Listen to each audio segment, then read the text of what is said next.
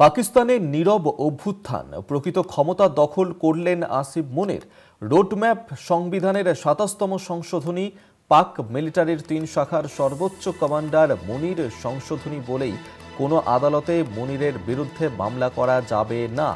Donald ট্রাম্পের আশীর্বাদে মুনির এবার পাকিস্তান সেনাবাহিনীকে ইসলামিক বাহিনীতে রূপ দেবার কাজে হাত দিয়েছেন। অর্থাৎ আরও ক্ষমতা বাড়ল আসিফ মুনিরের এবং তার এই ক্ষমতা বৃদ্ধির জন্যই পাকিস্তানে সেখানেই সংশোধনী ২৭তম সংশোধনী, সংবিধানের ২৭তম সংশোধনীর কথা বলা হচ্ছিল এবং পাকিস্তানে সেখানেই এই নীরব অভ্যুত্থান, যেখানে আদতেই প্রকৃতভাবে ক্ষমতা দখল করলেন আসিফ মুনির।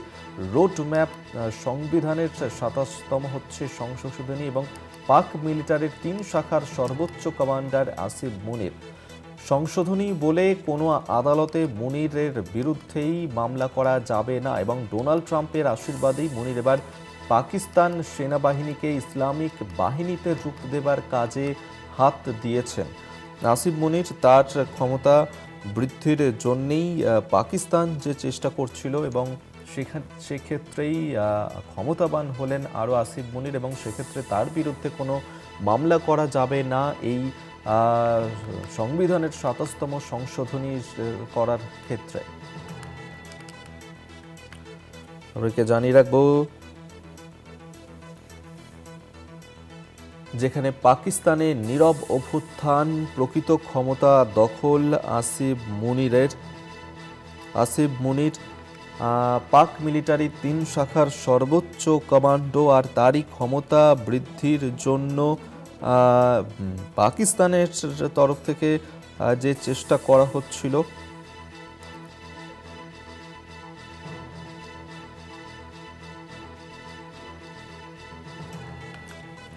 আমরা এই নিয়ে আরো বিস্তারিত কথা বলবো। এই মুহূর্তে সরাসরি নিউজ রুম থেকে আমাদের সঙ্গে রয়েছেন আমাদের পলিটিক্যাল এডিটর আশিস চট্টোপাধ্যায়। আশিসদা, পাকিস্তান চেষ্টা করছিল আসিফ মুনির তার ক্ষমতা বৃদ্ধি করার, এবার প্রকৃত অর্থেই আসিফ মুনির তার কি ক্ষমতা বৃদ্ধি পেল সেখানে? দেখো, পাকিস্তানের শাসন ব্যবস্থা নিয়ে একটা কিছু পাক ছিল, সেটা গত কমাস ধরেই স্পষ্ট হচ্ছিল। বিশেষ করে অপারেশন সিঁদুরের পরে যেভাবে আসিফ মুনিরকে ডেকে নিয়ে ডোনাল্ড ট্রাম্প খাওয়া দাওয়া করলেন, খানাপিনা করলেন এবং একটার পর একটা মিটিং হচ্ছিল আসিফ মুনিরের সঙ্গে ডোনাল্ড ট্রাম্প। একবার আসিফ মুনির এবং শাহবাজ শরীফের সাথে ডোনাল্ড ট্রাম্প, তাতে মনে হচ্ছিল যে কিছু একটা ঘটতে চলেছে, কিন্তু সেটা কিভাবে কীরকম সেটা একটু দেরি করে বোঝা গেল। যেটা দাঁড়ালো সেটা হচ্ছে পাকিস্তানের যে বর্তমান সংবিধান তার ২৭তম 27th অ্যামেন্ডমেন্ট বা সংশোধনী পাশ করানো হয়েছে। এই সংশোধনী বলে ৩-৪টে পরিবর্তন হয়েছে। ১ নম্বর কথা হচ্ছে, আসিফ মুনির তিনি ছিলেন সেনা প্রধান, অর্থাৎ পদাতিক সেনাবাহিনীর প্রধান। এছাড়া সব দেশেরই মিলিটারির আর 2টি শাখা থাকে, বিমান বাহিনী এবং নৌবাহিনী। বিমান বাহিনীর আলাদা প্রধান থাকে, নৌবাহিনীরও আলাদা প্রধান থাকে। সাধারণত এই 3 বাহিনীকে কমান্ড করতে পারে, 3টে বাহিনীকেই কমান্ড করতে পারে রাষ্ট্রপ্রধান। যেমন আমাদের দেশে ফর্মালি আমাদের মিলিটারি বা সশস্ত্র বাহিনীর প্রধান কমান্ডার হচ্ছে রাষ্ট্রপতি।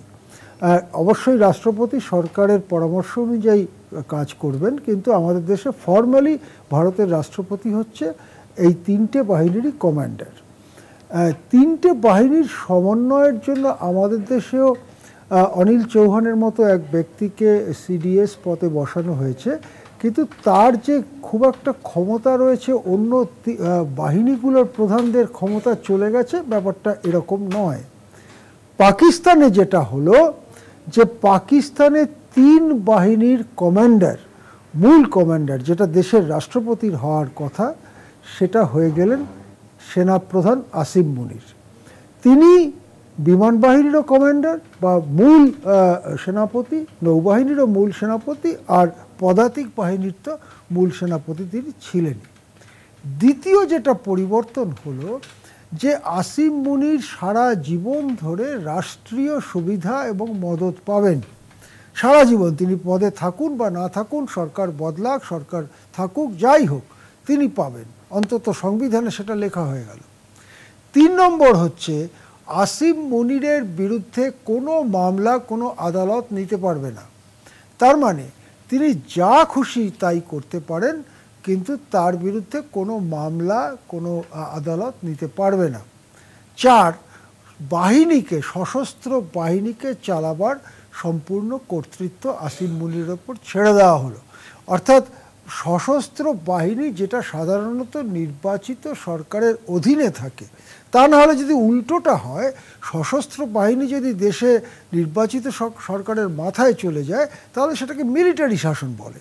তা পাকিস্তান যেহেতু দাবি করে তারা মিলিটারি শাসনে নেই, তারা গণতান্ত্রিক ব্যবস্থায় আছে, তাই সেখানে আশা করা যায় যে মিলিটারির ওপরে থাকবে গণতান্ত্রিকভাবে নির্বাচিত সরকার।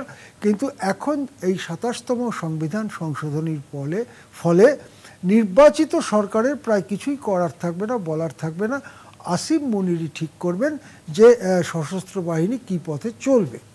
যেটা আরও আশঙ্কাজনকভাবে জানা যাচ্ছে, এইরকম একটা পরিস্থিতির সুযোগ নিয়ে আসিম মুনির পাক বাহিনীকে ইসলামাইজেশন করার দিকে যাচ্ছেন। পাকিস্তানের সেনাবাহিনী সেটা ব্রিটিশ আমলে তৈরি হয়েছিল, ভারতীয় সেনাবাহিনীও ব্রিটিশ আমলে তৈরি, সেই বাহিনীর একটা প্রফেশনাল লিগেসি আছে। যতই তারা নিজের দেশের পক্ষে লড়বে, শত্রুর বিরুদ্ধে লড়বে, সে তো লড়বেই, তার জন্যই তো সেনাবাহিনী। কিন্তু তাদের একটা পেশাগত ঐতিহ্য আছে এবং পেশাগত দক্ষতাও আছে। পাকিস্তান মিলিটারির দক্ষতা নেই তা নয়, পাকিস্তান মিলিটারি বেশ দক্ষ। এই মিলিটারিকে পাকিস্তানের মিলিটারির বদলে জেহাদি মিলিটারি তৈরি করবার পথে এগোচ্ছেন আসিম মুনির, যেটা এই গোটা উপমহাদেশ বা বিশ্বের এই অংশের জন্য অত্যন্ত বিপজ্জনক। যেটা জানা যাচ্ছে, আসিম মুনির একটা ভারত বিরোধী তীব্র একটা ভাবাদর্শগত প্রচার সশস্ত্র বাহিনীর মধ্যে করছেন।